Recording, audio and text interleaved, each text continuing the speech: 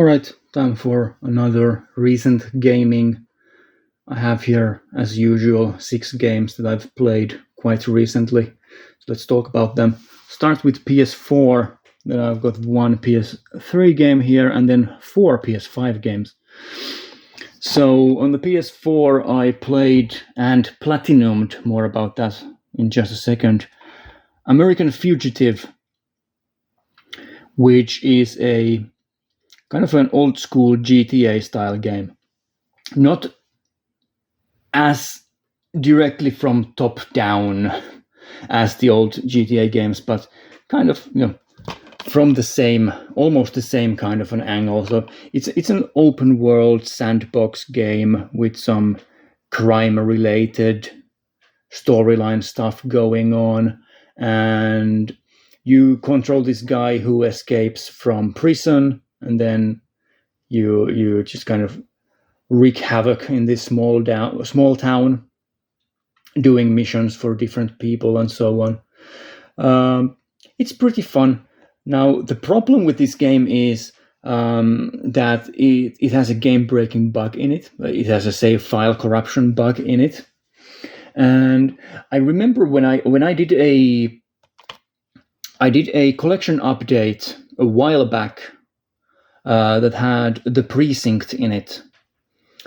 Someone in the comments mentioned that watch out for the precinct because it has a game file corruption bug in it, or a save file corruption bug in it. And I didn't kind of make the connection then, but this is by the same developers, so this is their early game. So American Fugitive came first, and then the precinct game came later. It's the same style of game, but the precinct is told from the perspective of a police officer. Right. So both of those games have a bug in which sometimes when you exit out of the game will just crash and your save file will become corrupted and you have to start from the beginning. And this wouldn't be a problem if the developers were living in the 21st century and gave players manual saves or whatever. The game only has an autosave, and it's autosaves into one slot, and you can't do anything about it. So when I was playing this game, I was pretty much done with it. I had almost completed it. It's like an old school GTA game. You have these islands that are separated with bridges, and the bridges are blocked at the start of the game, so you have to do everything in the first island, and then you go to the second island, and then to the third island, and so on, right? So the gameplay loop is very similar to those early PS1 and PC GTA games. I was in the third island, and I was almost at the end of the story when this happened to me. And most people at that point would just give up and say, like, screw this game and just put it on a shelf, and I'm done with this. I'll never play it again. Not me, because I'm insane. I put on a podcast and I grinded through the whole thing again. This time, pretty much every 30 to 40 minutes, backing up my save file to a USB drive, so that if I got the corrupted save file bug again, I could just grab an older save from a USB stick. But the funny thing is that when I was replaying through the game, it's not a long game really. It's like 10 to 12 hours if you want to do everything. I think it took me, having to go through the game again, it took me like 20 hours maybe, 21, 22 hours maybe, to finish the game and then collect all of the trophies.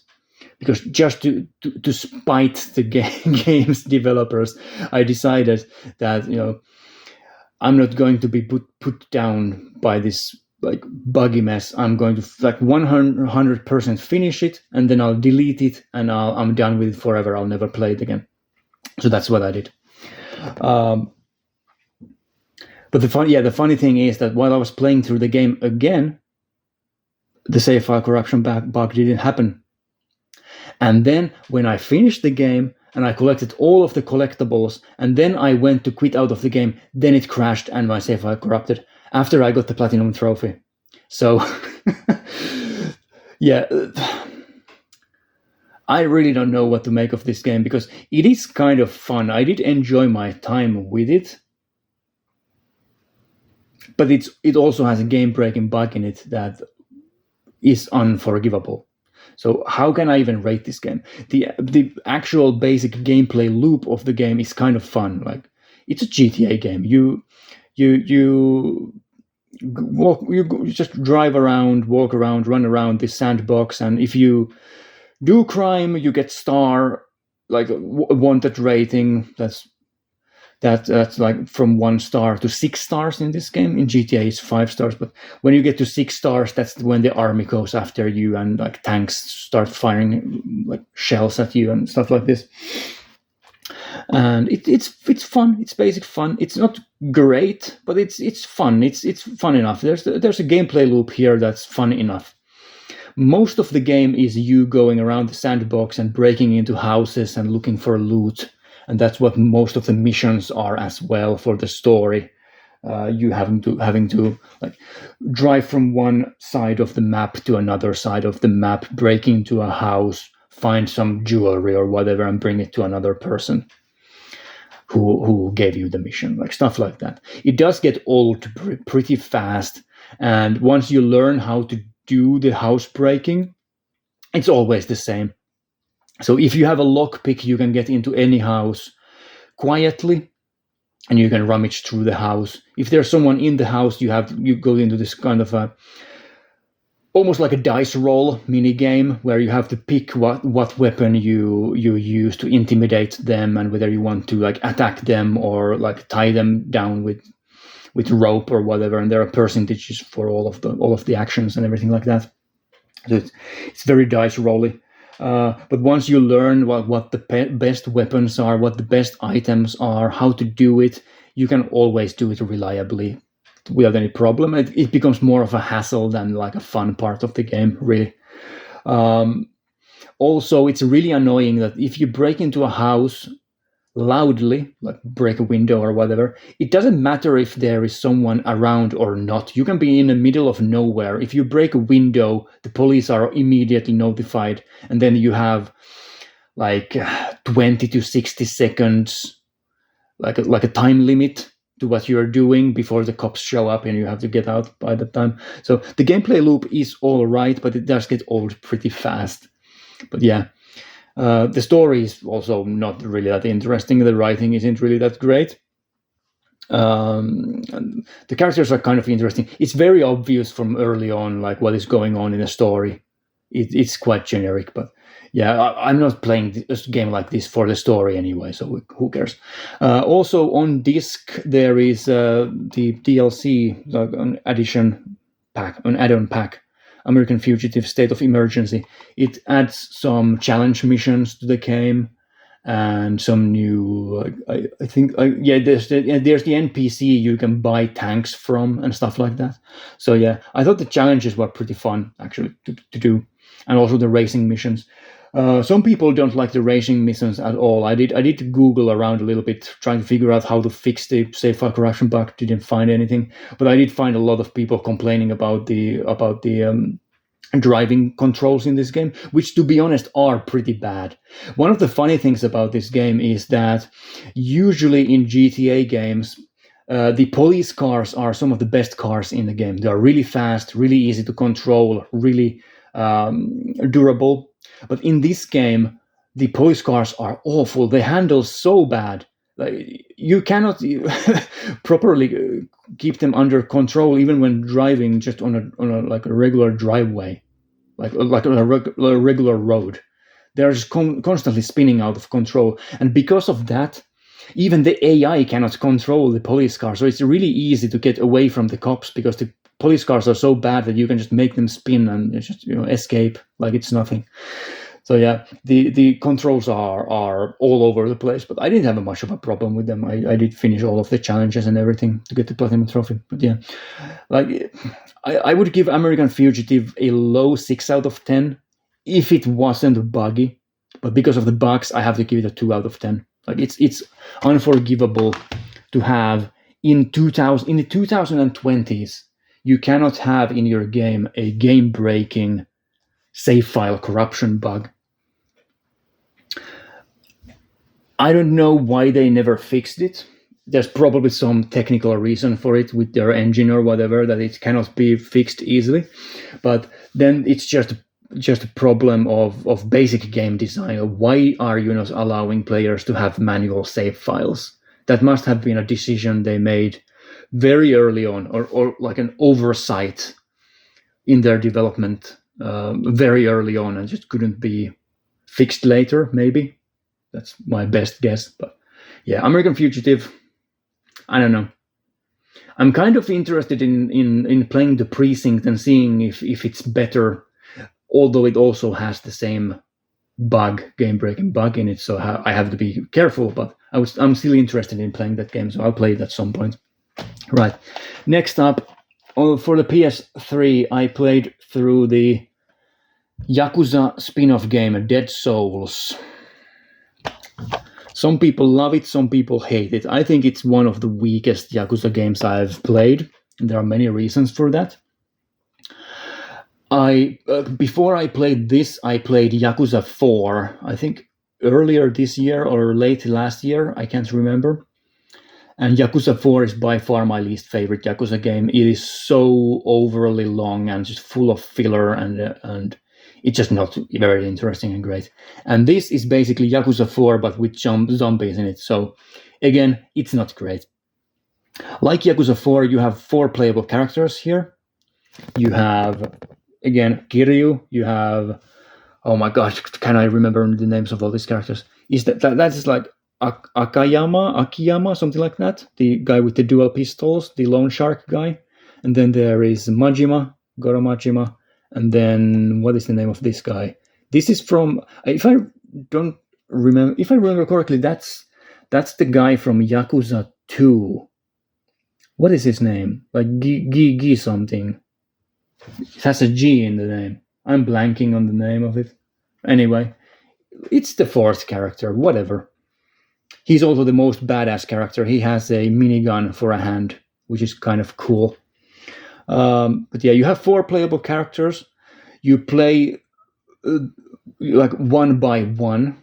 So you start with one character, then you play a chapter with them, and then you're transferred into the other character, and you play a chapter with them, and then you get the 3rd character, you complete a chapter with them, and go on, and so on and so on.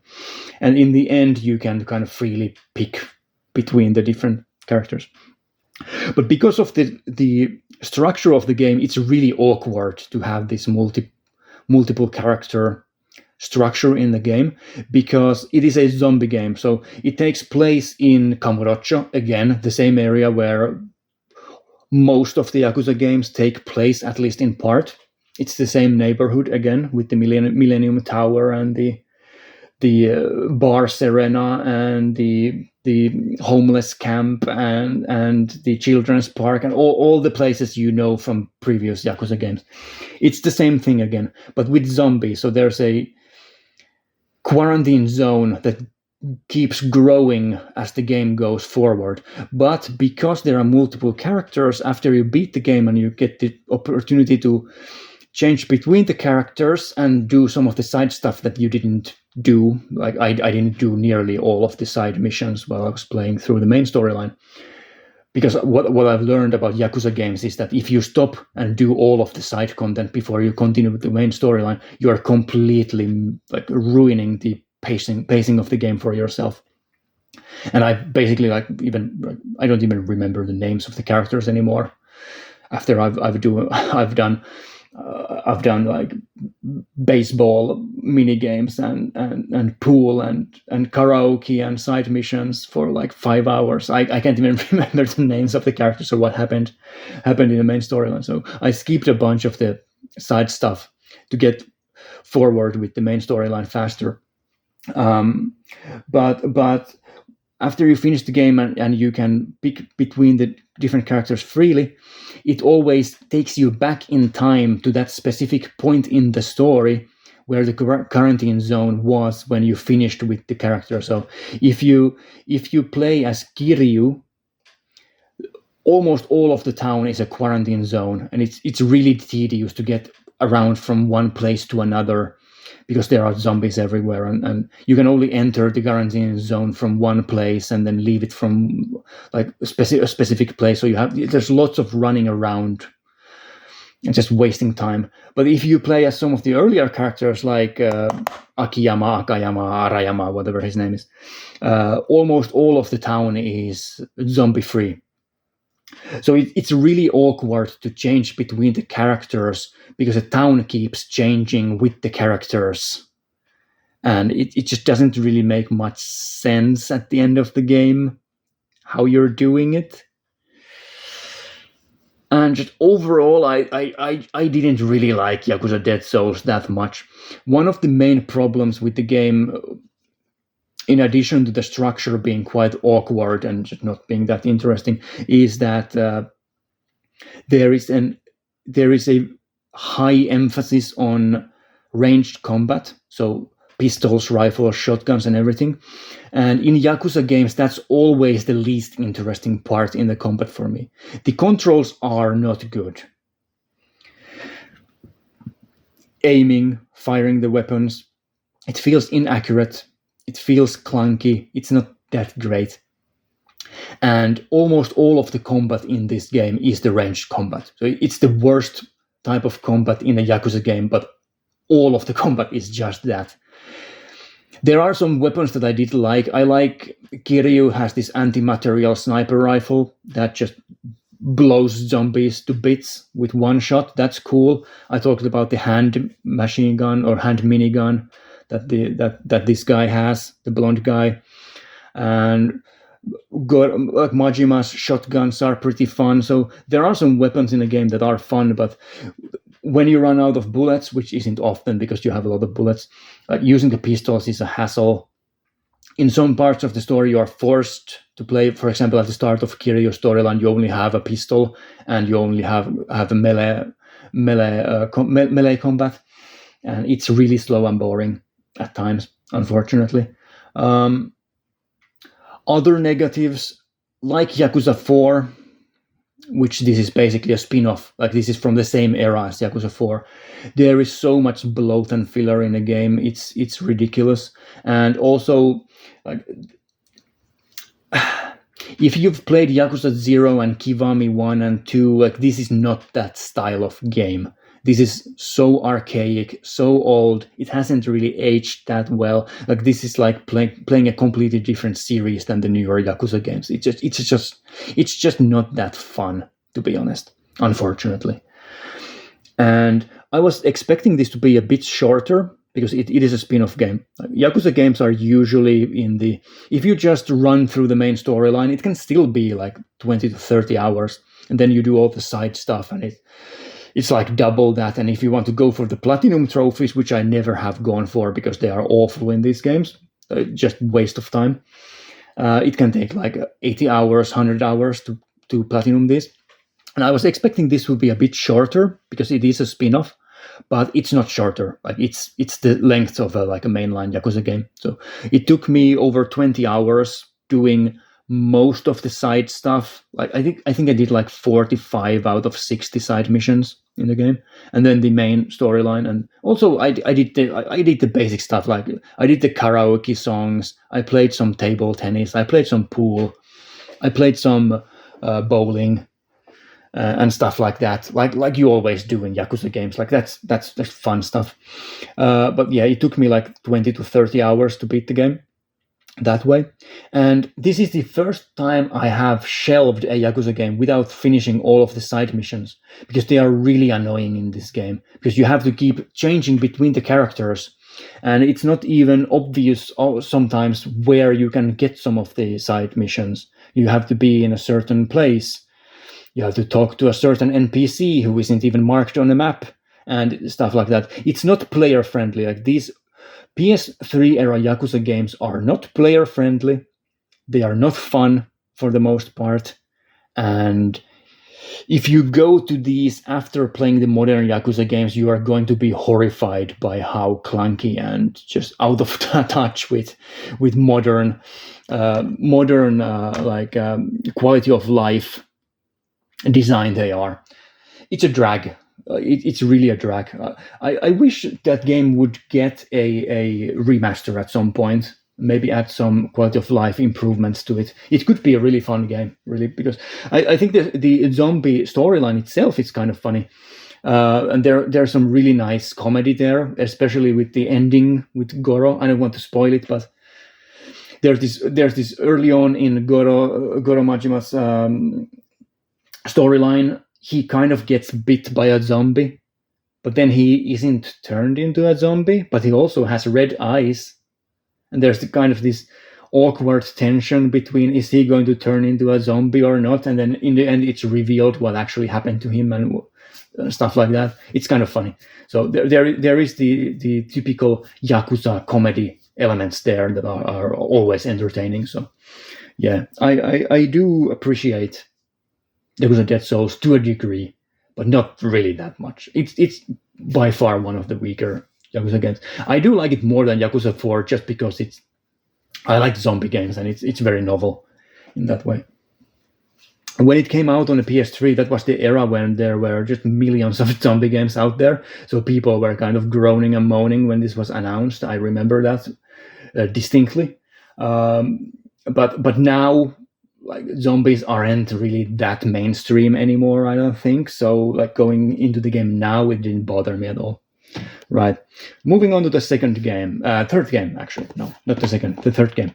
I played and completed and platinumed the Centennial Case Shijima story, which is a FMV murder mystery game. You are this woman right here in the edge, who has to solve crimes. It tells the story of this one kind of family tree, as you can probably guess from the title, the Shijima family. Their storyline, it goes way back into time, like a really long time, like 100 years into the past. And you play these different scenarios that deal with this family's history and these different crimes that have happened in the history of this family, and you have to solve who the murderer was and so on. There's also a serial killer thing going on, and that's the main storyline. Is everything is tied together with this serial killer storyline. The what is it? The red camellia killer or whatever always leaves a flower behind after killing someone.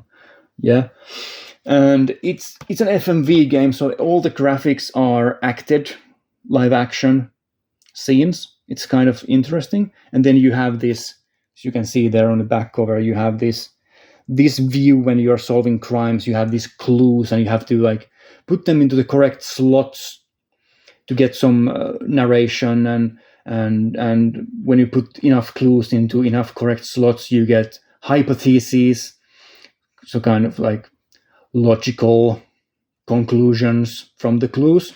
And then in the end, you have to pick from the hypotheses, like which ones are correct and which ones fit the logical thought process behind solving the crime, basically.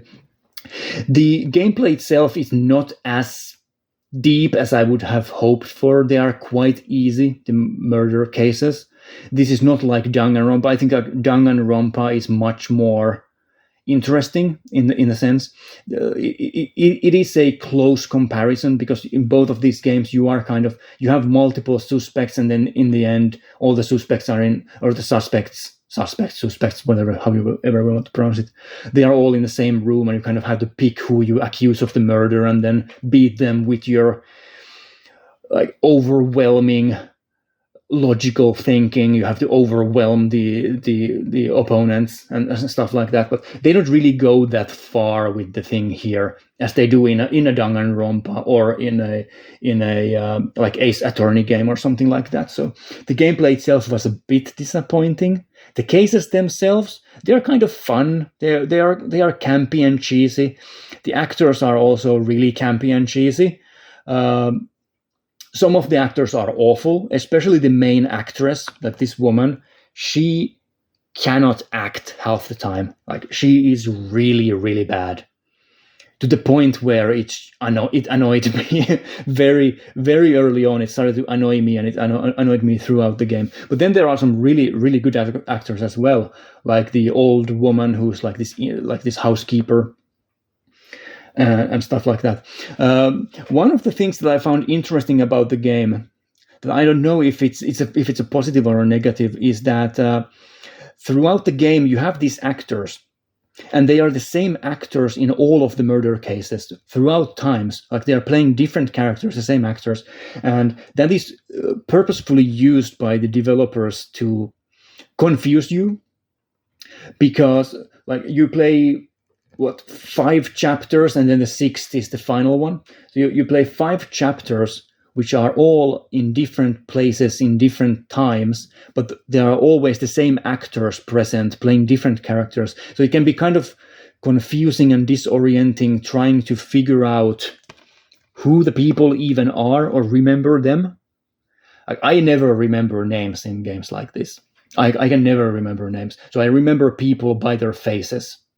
But here I cannot do that because the same actor is playing like 5 or 6 different characters who come from the same family tree also sometimes, not always, but you have a guy who plays a father of some other character in one chapter, and then in the next chapter he's like a gardener, and then in a third chapter he's like some club owner or whatever. Like, I can't even remember who these people are because it's the same actors changing characters over and over and over again. It's really confusing. But they are also using that to their advantage with the writing, trying to like confuse and trick the player into thinking things that you easily fall into thinking.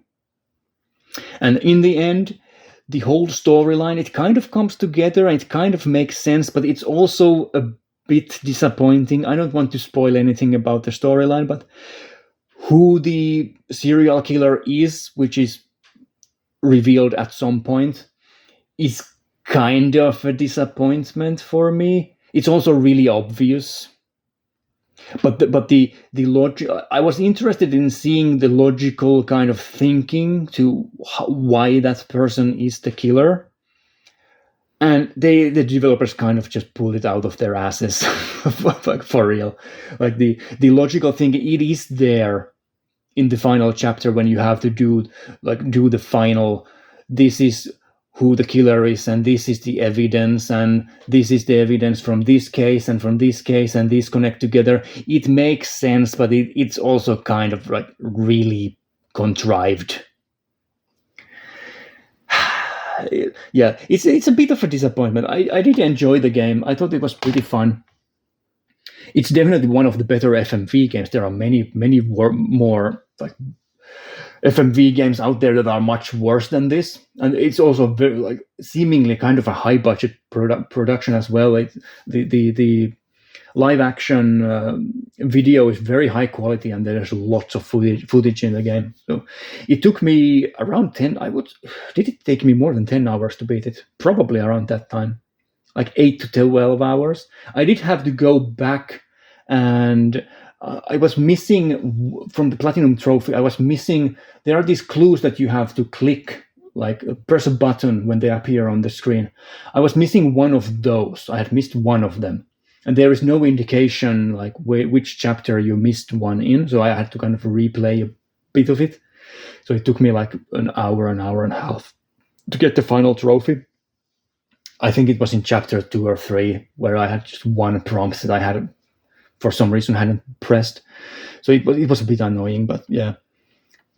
Surprisingly long for an FMV game. You cannot beat it in one evening. I played it like for like a week. I didn't play it every day, like once every 2 days. Basically, I played it for a week and finished it. Right. So on to the 4th game. I 100%ed Who Wants to Be a Millionaire, the new edition. So this is a very low budget quiz game. Who Wants to Be a Millionaire? Licensed game, not that great. The new edition has some new question packs in it. What were they? Oh yeah, there's the awful DC Comics question pack. If you get this game, I would suggest turning that off, unless you want to answer over and over and over again questions about Wonder Woman, The Flash, and Aquaman. Just over and over again.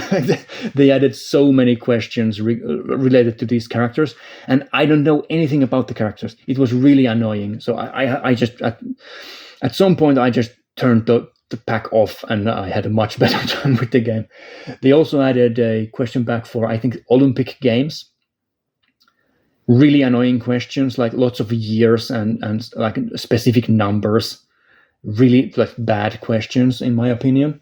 And then there was a third pack they added, which I can't remember what that is. So there are 3 extra question packs. Lots of questions to answer. It took me a really long time to get the 100% completion. I think I played over 10 hours of this game. It's really difficult to get to the million like dollars or pounds or euros or whatever. It is really difficult to get there because there are so many questions. And sometimes you get, for the first question, like the £100 question, you get some ridiculous political history question from like 1800s Britain. Like who of these 4 people wasn't a prime minister in the 1800s? Like, how the hell would I know that? And just some like the sort of questions that should never be at the beginning of a game like this. So yeah, it's all over the place. It's really low quality, really low budget. The animations are so uncanny valley. There are multiple playable characters that you can choose from, and then it doesn't really make much difference. Like, it's just different people with different backgrounds, and like you can call like your family members and friends for help as one of the lifelines. So there are different people in those, but I don't really know if there is much difference between the characters more than the visuals. But the character animations are so awful. It looks like a PS3 era game, basically. It looks like a PS4 game with PS3 animations. It's robotic, to say the least. And yeah, I mean, it's like, I wasn't expecting anything better. It was really cheap when I got it. If you like quiz games, if you can get this for cheap, like £15 or less, €15, $15 or less, like, why not? I would suggest spending that money on a Trivial Pursuit game, because those Trivial Pursuit games are much better. Or some of the other like Hasbro games, like whatever, like Monopoly or whatever. If you like this sort of games, even the old PS3 Buzz games are, like, as far as these sort of family-friendly party games go, like, those are much better than this as well. So yeah, I'd give Who Wants to Be a Millionaire. Did I give Sentinel Case a score? I'd give it like a 7, like a strong 7. But yeah, Who Wants to Be a Millionaire? I'd give it like a basic 5 out of 10. It's not awful. It's inoffensive. It works. It did have some bugs in it. I did have to restart the game a couple of times because it just wouldn't register me having some question packs on. One of the things that I appreciate about the game is that you can freely choose which question packs you want on. So if you only want to answer questions about Harry Potter, you can put that on, which is exactly how I did the 100% completion. I just answered Harry Potter questions over and over and over and over and over again until I got to the got to the final question and beat it. And did all of the trophies that way. Maybe a bit of a cheating way to do that, but whatever. It's a single player game. Who cares? So yeah, basic 5 out of 10. Who Wants to Be a Millionaire? Well, I do, but I'm not getting any money from playing that. So whatever. On to the 5th game. I played Indika, which I've been eyeing for a long time. I've also had this for quite a long time. This physical comes with a download code for the soundtrack I would have liked this to have a physical soundtrack CD because I think the soundtrack for this game is kind of hilarious. This is an interesting game. It's definitely not for everybody. It's a nun game. You play as a nun. It starts off as a nun life simulator. You are in a monastery and you have to do menial nun tasks like walking to another part of the monastery and picking up a bucket full of potatoes and then bringing it to the other side of the monastery.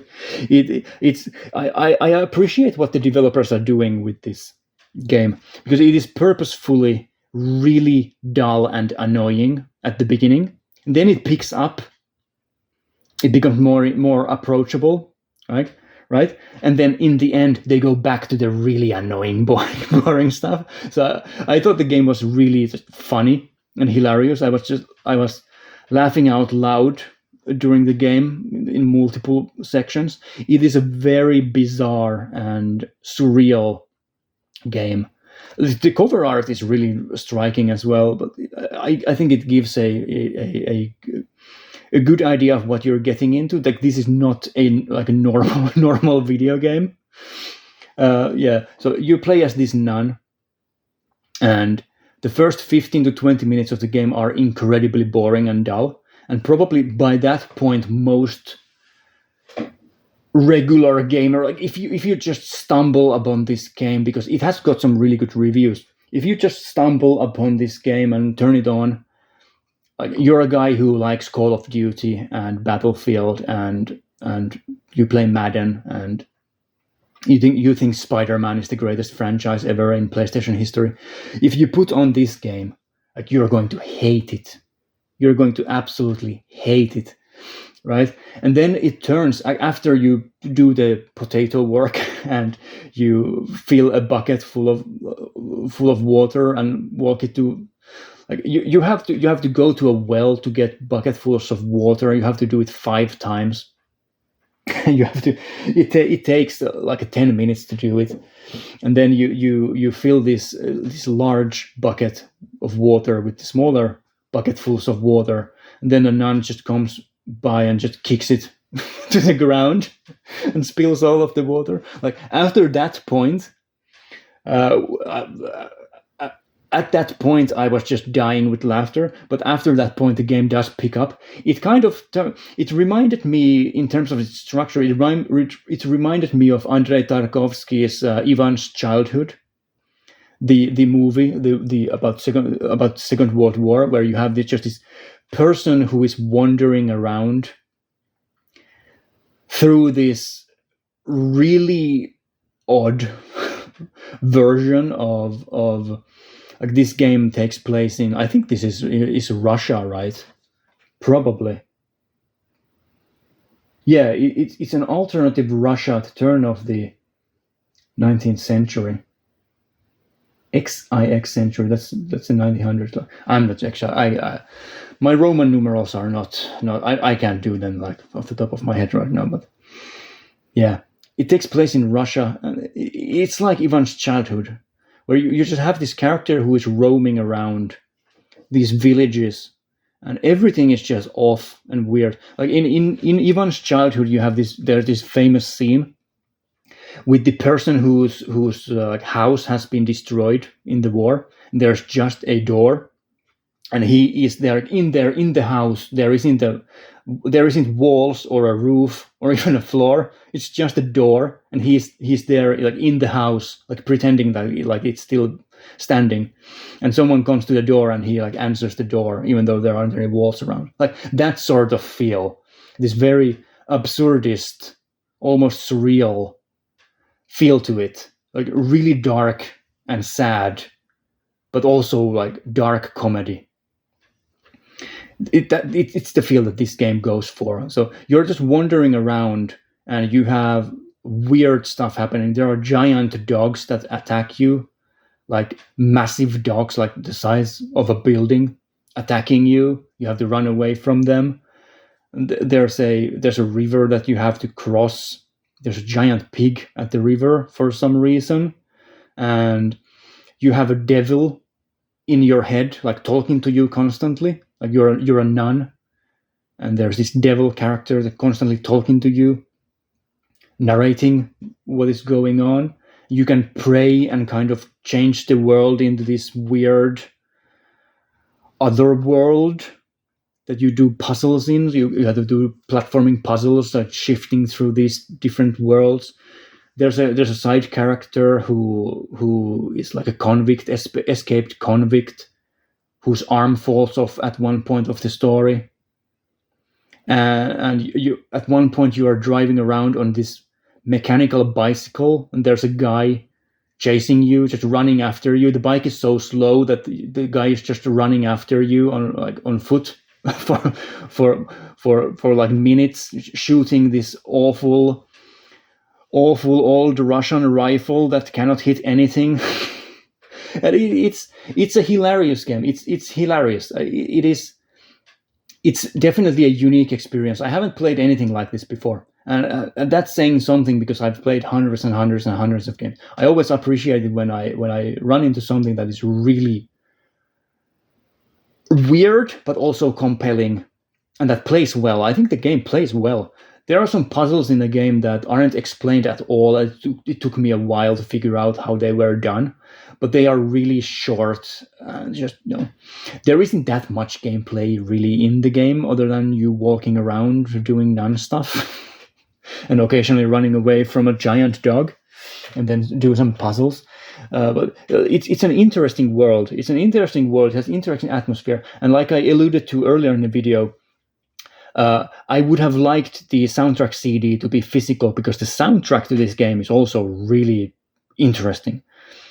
It's this almost like a minimalist electronic score that just it's completely at odds with the style and tone of the rest of the game. But for some reason, it kind of fits, because the game is so strange that it kind of enhances the strangeness of it.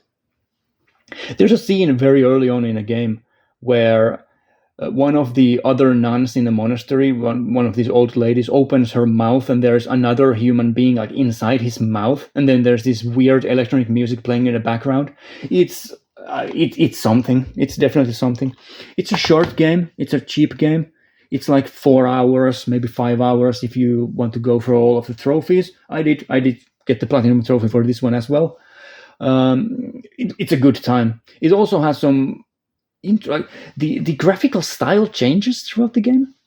Sometimes it's this third person, not photorealistic, but going for kind of realistic graphics, and then it shifts into a pixel graphics like a pixel graphics like indie game at times for some of the flashback sequences where you are playing as your main character in the past. It's interesting. I would give Indika a strong 8 out of 10. It definitely deserves to be experienced by many more people. Great stuff. I have a feeling that it's going to become a cult classic in the future. Wouldn't be surprised by that. Right. And then to finish off the video that's already way too long, I played through Ready or Not. I am still playing the game. I'm not done with it. There are many more trophies that I want to get and some challenges that I want to do, but I thought I'd include it here because it is somewhat of a recent release, and I want to include some more recent games into these videos whenever I play them. Rarely, as you can see from these, these are years old games at this point, most of them. But yeah, Ready or Not, fantastic tactical shooter. It's a slow-paced tactical shooter in the vein of the old Rainbow Six games or the old PC SWAT games, especially SWAT 3. That's probably the closest comparison you can make here. It's really dark. It's really disturbing. Like I said in the collection update video where I talked about this game for a little bit, this is the censored version of it, so it's not as hardcore as the old PC version. So there's removed nudity, there's some removed content regarding children and drugs and stuff like that. So some of the darkest content from the game has been toned down a little bit for the console release. It is unfortunate. It's not the fault of the developer. I'm not faulting the developer, Void Interactive, at all for that.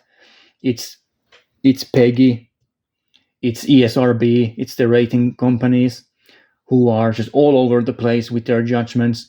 I have no idea why, for example, in this game, they were forced to remove, like, if there's a body on the ground, like a dead suspect or whatever, if you shoot the body in the old game, you could like remove limbs from them, like decapitate them or whatever. It was removed from this console release. Like, there are dozens of games on PlayStation consoles, on PS5, PS4, where you can remove body parts from enemies by shooting at them after they are dead. Like, there are many games where you can do that. I'm pretty sure about that. So I don't know why it's off the limits for them, for this smaller company, but it is what it is. Overall, I thought the game was very strong. I liked it a lot. There are some missions that I didn't enjoy, and those are the ones that people are usually quite annoyed by. So Greased Palms is the biggest one. Also the DLC level 3-letter triad. Just these levels that are very open and have an insane amount of enemies in them. It just doesn't work with the AI in this game. So one of the negatives of this game is that the AI, if like, I played this game solo, like I always do. I don't like playing online games. I don't like playing with other people. Usually, I prefer doing solo runs of games, right? So you can solo run everything in this game. It's just difficult because the AI is often bad, right? So in these more difficult levels, the open levels, it is immediately obvious that the AI needs some more work, because your AI characters, while they can see enemies from across the map and they sometimes hit their shots, more often than not, they are just not doing anything and they're just getting shot at. I think one of the most hilarious examples is in the level, what is it called? It's one of the early levels. It's the cabin in a woods with the survivalist freak cult people. So you have the old guy who is like making poison in his basement, and like and stuff like that. The cabin is full of traps that you have to look out for. In that level, the first time I went into the level, one of the enemies had spawned on one of the balconies, right? And when you are approaching the building, they can immediately start shooting at you, like spawn kill you. So before I had even started playing the level, I got like all four of my SWAT team, except for me because I was behind a tree. All four of my AI friends were just shot in the head and killed in spawn. So the AI is not perfect. And there are many bugs also related to your team. Sometimes they won't open doors or throw flashbangs when you ask them, and you have to kind of reset their AI by asking them to follow you and then giving them the order again and hoping that it works then. So it is a hassle. Also, when you enter a room, like a tight doorway, your AI bots are constantly blocking you, walking in front of you, even when you are fighting against an enemy. You're in a firefight. Sometimes an AI companion just walks in front of you, and you accidentally headshot them, stuff like that. So, for a game that is going for a very slow-paced, kind of realistic tactical shooter, these sort of AI bugs and this, it takes me out of the game a little bit. But when it works really well. And especially in the early levels that are very simple, there aren't that many enemies in them, and you're moving slowly, and you only have like 5 or 7 enemies in the map. You're going room by room, trying to find them and making sure that the hostages are safe and stuff like that. It works really well. I loved some of the levels here. And I liked it so much that after I finished the main storyline, so there is a campaign mode. It has 18 missions in it. There is a storyline that runs through the game, or multiple storylines actually. Some of them are related to human trafficking, some of them are related to terrorism, some of them are related to other topics like gang violence and stuff like that. And there's sort of an overarching storyline that is like built with these levels. After you beat that, you get 2 extra levels that are free. These are like early access, like old early access, like beta levels that have been remade for the game. So you get those 2 extra levels, and then I bought the DLC. So there are 2 DLC packs. Both have 3 missions and then a bunch of gear and other stuff like customization options that unlock. And I immediately bought the DLC. I played through the DLC levels. I think the DLC levels are great. I especially liked the in the first DLC, which is like this, like a hurricane or some other like environmental disaster has happened, like a flood or something. I can't remember exactly. You're like you do 3 missions that are set in these like ruined suburbs and ruined buildings. I thought the second level, the Narcos level, was really fun, where you go into this ruined neighborhood, and you have a bunch of these cartel members there. You have to hunt down. That was great. And in the second DLC pack, which has this sort of was it the second? Yeah, it's the second DLC pack that has the yacht level. Yacht. The how is it pronounced? Yacht. It's yacht, right? Something like that. It's like a luxury ship, or a private ship. That level was insane. I managed to do it on first try somehow. I have no idea how I managed to do that. That was really fun, really difficult. And then you also, in one of the DLC packs, I guess it was the third level in the first DLC pack. There, it's the home invasion level in the Millionaire's Mansion, which was really, really tough as well. Going through that first time, some really, really difficult corridors with multiple doorways all over the place. So yeah, I think the DLC is great.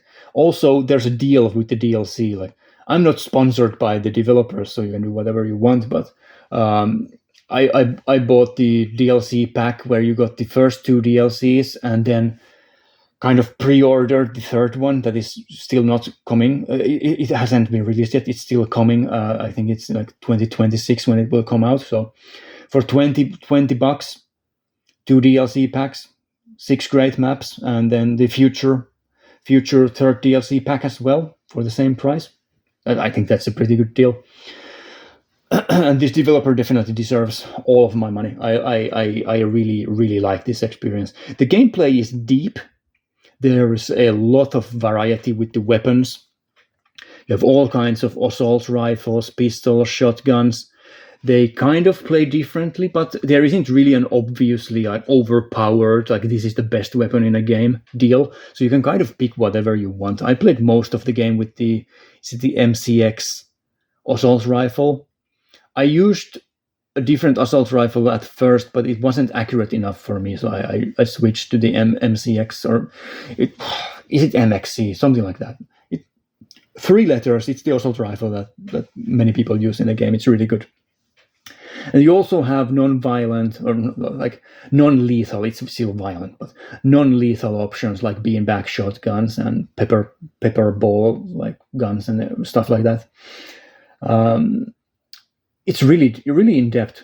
Like you use door wedges and flashbangs and concussion grenades and tear gas. You have tear gas launchers, and you can use the mirror gun to look under the, like doorways, and you can picklock doors, you can kick doors, you can blow doors open with C2 like explosives, you can breach doors with battering rams, you can breach doors with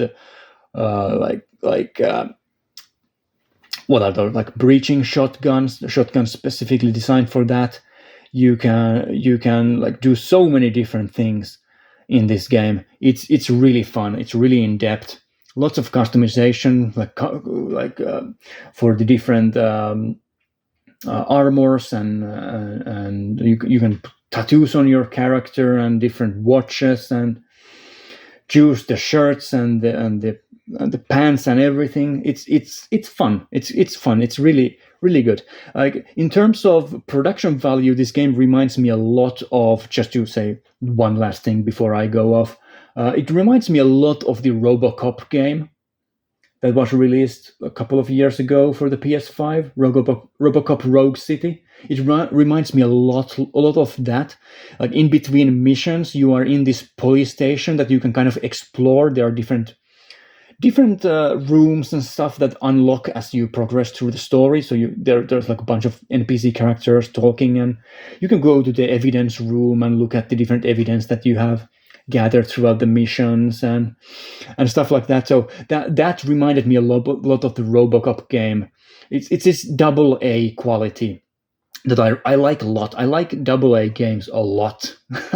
I like them maybe even more than triple A games because these double A games have a lot of heart to them, and this game definitely fits that bill.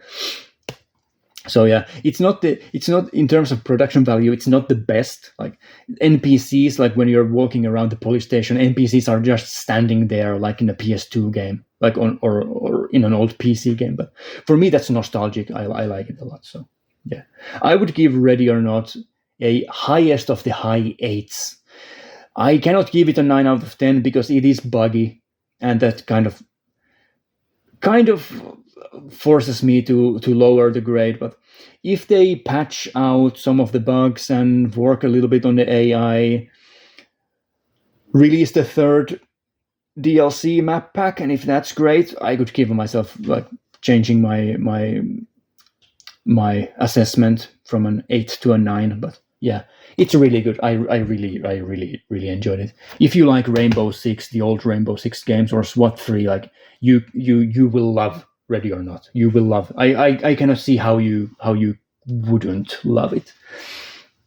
Maybe one negative about the game is that it does get a little bit samey after a while, because you realize like what the best strategy is. Like opening a door and throwing a flashbang in is like you're just, and then you yell at the opponents to drop their guns, and they all just go to their knees immediately. It's quite easy to do the standard difficulty level when you know what you're doing, but there's also like hard difficulty level that's much more difficult, and then there's an Iron Man mode for the single player. Like if you want to do a really hardcore run, you can play Iron Man mode. There are even trophies involved with that, so you cannot like restart after dying, for example. So yeah, it has a lot going for it. I really like Ready or Not. So yeah, that's it for me this time. American Fugitive, Yakuza Dead Souls, Centennial Case, it's pretty good. Who Wants to Be a Millionaire? Nah. Indika, good stuff. Ready or Not, great stuff. So that's it. Hope you enjoyed this, and I'll be back again next time. Bye.